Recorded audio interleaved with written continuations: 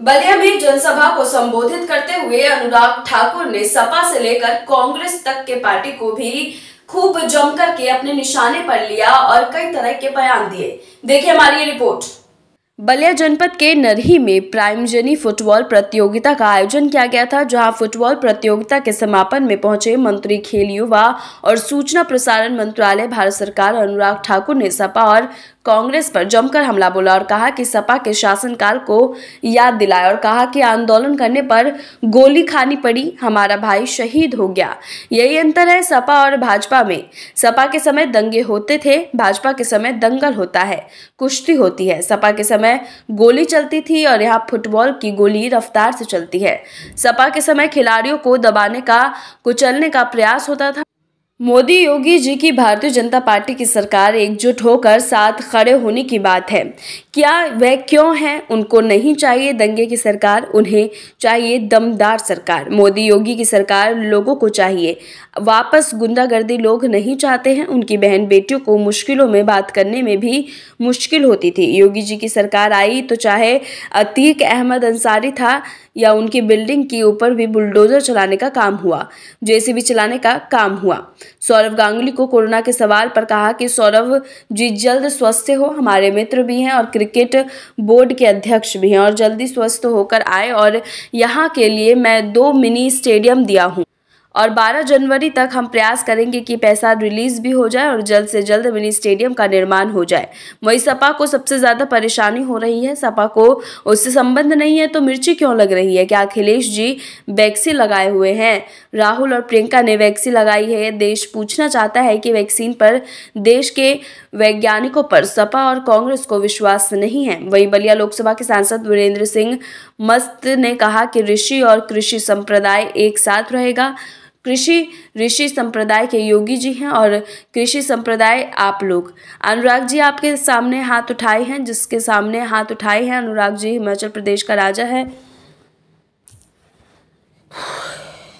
40 करोड़ लोगों को मुफ्त में वैक्सीन लगाने का काम मोदी योगी सरकार ने किया है, जहां पर प्रदेश में भी किया, देश में भी किया है सर। और जो लोग कल तक कहते थे समाजवादी पार्टी के लोग कि ये तो भाजपा की वैक्सीन है सर, मैं आपसे पूछना चाहता हूं आपके माध्यम से अखिलेश जी से, क्या अखिलेश जी ने भाजपा की वैक्सीन लगाई है?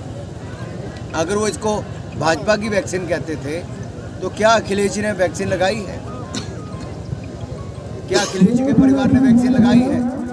क्या राहुल गांधी जी, प्रियंका गांधी जी, सोनिया गांधी जी ने वैक्सीन लगाई है? देश ये पूछना चाहता है क्या देश की वैक्सीन पर, देश के वैज्ञानिकों पर सपा और कांग्रेस को विश्वास है कि नहीं?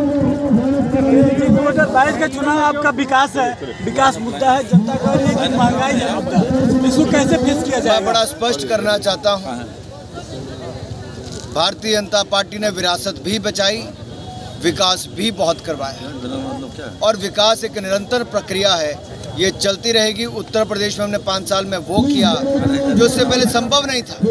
गुंडा राज खत्म किया, तब जाके इन्वेस्टमेंट आई, तब जाकर Uttar Pradesh ease of doing business में भी दूसरे नंबर पर आया, अर्थव्यवस्था भी दूसरे नंबर की बनी मात्र 5 सालों में, और अगले 5 वर्षों में तो हम देश की नंबर 1 बनाने का काम करेंगे। डिफेंस की फैक्ट्रियां भी लगी, फिल्म फेस्टिवल भी आए, राम मंदिर का निर्माण भी हो रहा है, तो बाबा काशी विश्वनाथ कॉरिडोर भी बनी, एक्सप्रेस वे भी बने, तो कुशीनगर एयरपोर्ट से लेकर बाकी एयरपोर्ट भी बने, जेवर एयरपोर्ट तक की बात करो। ये पहले क्यों नहीं हो पाया? पहले की सरकारें चुनाव के समय केवल घोषणा करती थी, करती कुछ नहीं थी। हमने 5 वर्षों में जमीन पर करके दिखाया। मंत्री जी, तो खिलाड़ियों के लिए क्या किया है इस सरकार ने? खिलाड़ियों के आज के आयोजन पे किसी का सवाल है? सौरव गांगुली को कोरोना हो गया है, पॉजिटिव रिपोर्ट आई है, क्या कहना चाहेंगे? तो 2 शब्द मैं सभी से कहूँगा, जैसे आप भी उनको शुभकामनाएं दे रहे हैं, सौरभ जी जल्द स्वस्थ हो। हमारे मित्र भी हैं, क्रिकेट बोर्ड के अध्यक्ष भी हैं, और जल्दी स्वस्थ होकर वापस आए। आज आप बलिया हैं, क्या क्या सौगात दिए हैं विधानसभा को लेकर?